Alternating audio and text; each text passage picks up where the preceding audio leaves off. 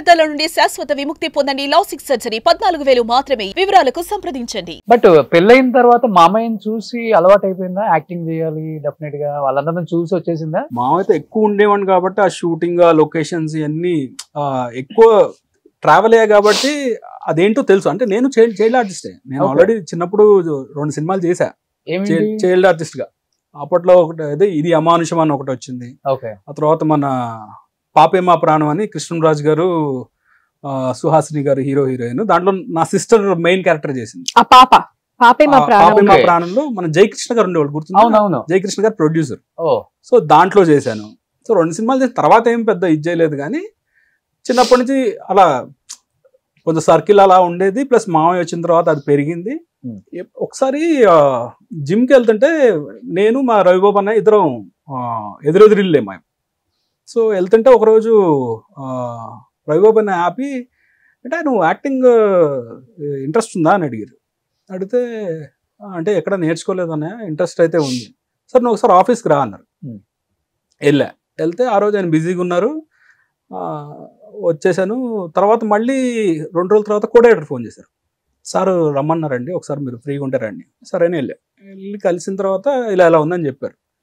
చెప్తే మరి యాక్టింగ్ నేను ఎక్కడ నేర్చుకోలేదనే. ఏం కాదులే, నువ్వు వచ్చే నేను చూసుకుంటాలే. అట్లా స్టార్ట్ అయింది జర్నీ. అది first cinema Usha Kiran movies నువ్విలా అని. అందరం కొత్తాడు. అవన్నీ చూస్తే ఇట్లా టెర్రర్. అప్పటికే యాక్టింగ్లు రావు, ఏం రావు, డైలాగులు చెప్పమంటారు. ఫస్ట్ షాట్ చేయగానే బాగానే చేస్తున్నావు కదా అన్నాడు. ఓహో ఫస్ట్ షాట్ బాగానే చేసావు అనమాట, అయితే ఓకే. కానీ ఆ సినిమా అంతా లెర్నింగ్ ప్రాసెస్. అది అయిన తర్వాత వెంటనే కృష్ణవంశీ గారి దగ్గర పైసా పడింది.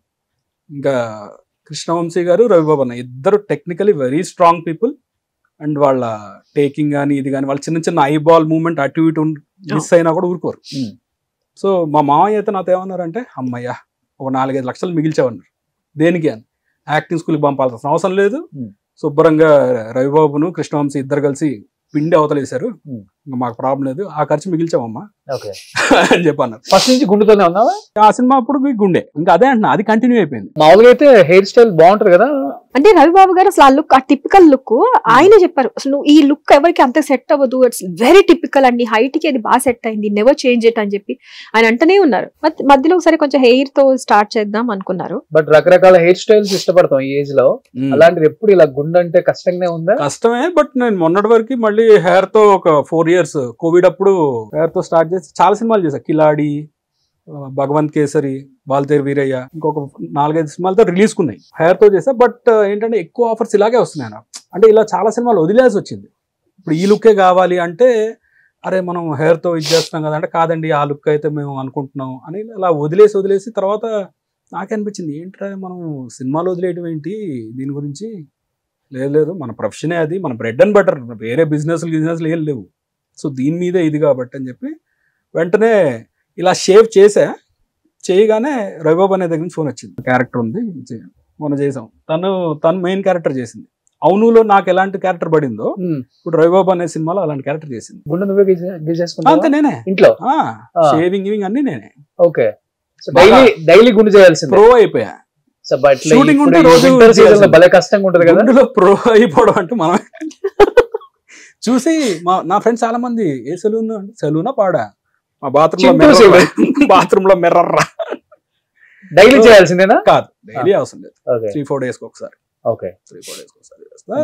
మరి కంటిన్యూటీలు అలా ఉన్నప్పుడు మాత్రం ఎవ్రీడే చేయాల్సి వస్తుంది, ఎవ్రీ ఆల్టర్నేట్ డే అనే చేయాల్సి వస్తుంది. ఓకే, పాపం ఒక్కొక్క వైఫ్ కి ఎన్ని కోరికలు ఉంటాయి. మా ఆయన అబ్బాస్ హెయిర్ స్టైల్ లో అలా చూసేసింది కదా, అబ్బాస్ హెయిర్ స్టైల్ లో చూసిందిగా, చూడండి చూసి అప్పుడప్పుడు ఇప్పుడు ఆ దువ్విని చూస్తుంటే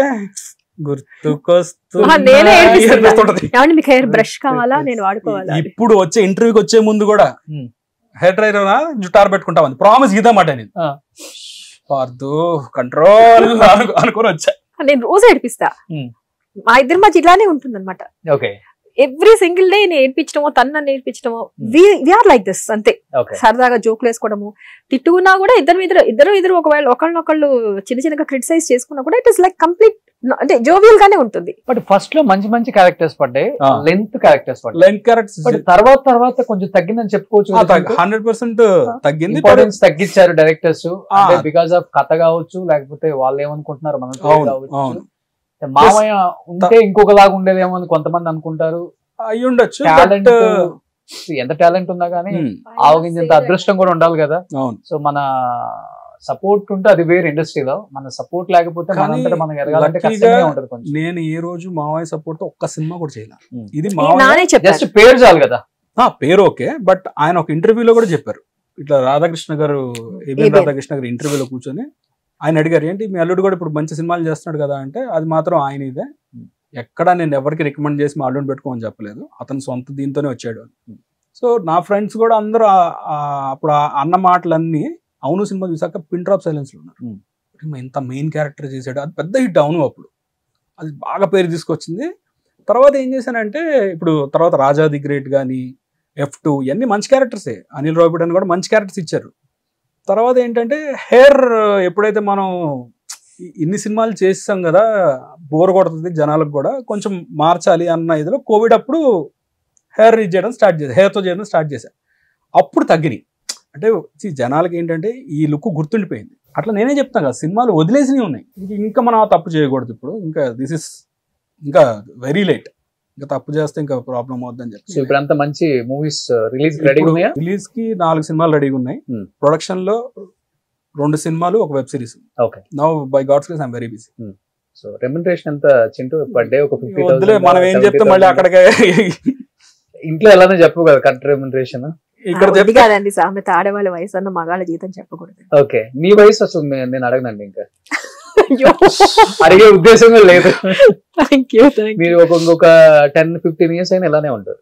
బో థ్యాంక్ యూ సో మచ్ అండి. మీ నాన్న మీకు ఇచ్చిన గొప్ప అంటే ఆస్తి అంటే ఇదే, మంచి జీన్. స్కిన్ అదే అంటారు మాకెవరైనా, మీ స్కిన్ ఏంటండి మీరు అంటే, ఐ నెవర్ హ్యాడ్ స్కిన్ ఇది లేదు.